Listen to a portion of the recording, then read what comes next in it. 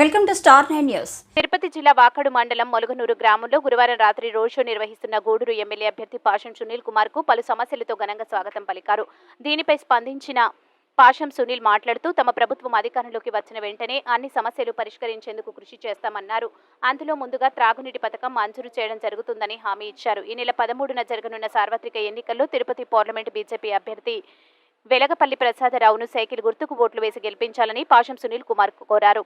TDP senior నాయకులు చిల్లకూరు దశరథ రామిరెడ్డి, గూడూరు నియోజకవర్గం BJP incharge Papareddy Purushottam Reddy తదితరులు పాల్గొన్నారు.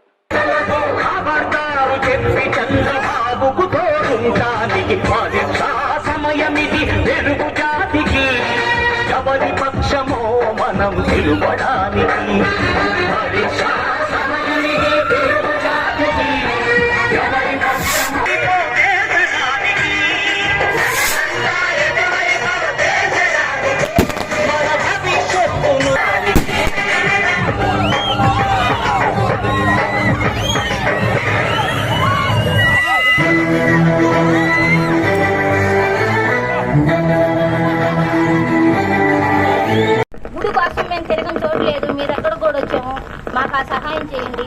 మాకు 24 ఏళ్ళు పెళ్ళైతే మా అమ్మగారి ఇంట్లోనే ఉన్నానన్నా నేను. మాకు ఇళ్ల స్థలాలంటూ ఇవ్వలేదన్నా, ఎవరు వచ్చినా కూడా సరే మాకు సహాయం చేయటం లేదు. మేము నిన్ను నమ్మేము, మీ సూర్యైనా మేము మా కడుపులో ఉందన్నా, మేము ఓటా పడ్డాము, మేము కాదంటాం లేదు. కానీ ఈ సూర్యు మేము తెలుసుకున్నాము, తెలుసుకొని మేము వేస్తాం, మీ ఓట్లు వేసి మిమ్మల్ని గెలిపించుకుంటాము. తర్వాత ఓకేనా? బాబు గారు హామీలో అది కూడా ఉందమ్మా. అట్లాగే ఈ రోడ్డు ఎవరు వేసారమ్మా? ఈ రోడ్డు ఎవరు వేయించారు?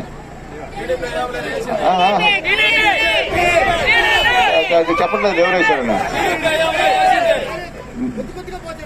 అదే నీ ఎట్లా తెలుగుదేశం గవర్నమెంట్లోనే ఈ రోడ్లు పడ్డాయి, లైట్లు తెలుగుదేశం గవర్నమెంట్లో పడ్డాయి. మీరు అడిగే సైది కాలువలు అదేమ్మా, సైది కాలువలు కూడా కట్టిస్తానమ్మా, ఇబ్బందులు తల్లి.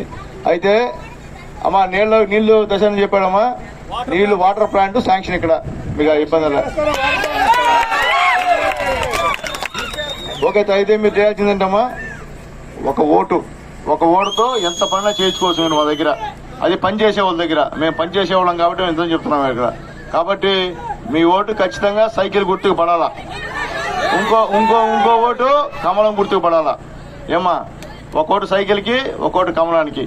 అట్టా ఎట్టేస్తే ఆడి ఎన్డీఏ రాకపోతే మనం ఏం చేసుకోలేం. సెంట్రల్లో మోడీ గారు గెలవాలా, రాష్ట్రంలో చంద్రబాబు నాయుడు గెలవాలా. కాబట్టి రెండింటికి, ఇటు సైకిల్కి ఎమ్మెల్యేగా నాకు, ఎంపీగా కమలం గుర్తుకి, రెండు కూడా మీరు వేసి గెలిపించనమ్మా. ఖచ్చితంగా మీ సమస్యలన్నీ కూడా మేము ఖచ్చితంగా తీరుస్తాం. ఎందుకంటే మీ ఉన్నటువంటి పేద కులాల్లో అత్యంత పేద కులం మీది.